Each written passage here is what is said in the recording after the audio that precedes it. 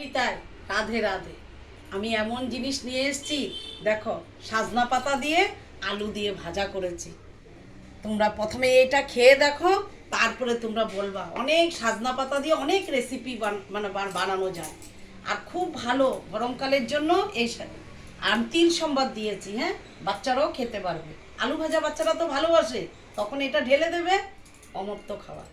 আজকে আমি গোপালের, এই দেখো আমার থালটা দেখো, আলু দিয়ে সাজনা ডাঁটা পাতা দিয়ে ভাজা করেছি, ডালের বড়া রেখেছি, ছোলার ডালের বড়া। হ্যাঁ, আর এইটা হলো কুমড়ো ডাঁটার ডালের বড়া দিয়ে শসা দিয়ে তরকারি শুক্তো টাইপের করেছি, খুব গরমকালের জন্য।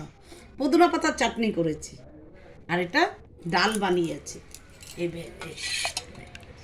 সাজনা ডাঁটা দিয়েছি, আর কাঁঠালের বিচি দিয়েছি এই তরকারিটার মধ্যে। এই দেখো, কুমড়ো ডাঁটার তরকারির মধ্যে কাঁঠালের বিচিটা, এখন তো কাঁঠালের বিচি তো এখানে গরম পড়ে গেছে, এখন তো পাওয়া যাবে না, কিন্তু আমি পেয়ে গেছি। এই যে তোমাদের সাথে দেখিয়েছিলাম না, এই কাঁঠালের বিচি দিয়ে কুমড়ো ডাঁটার তরকারি করেছি।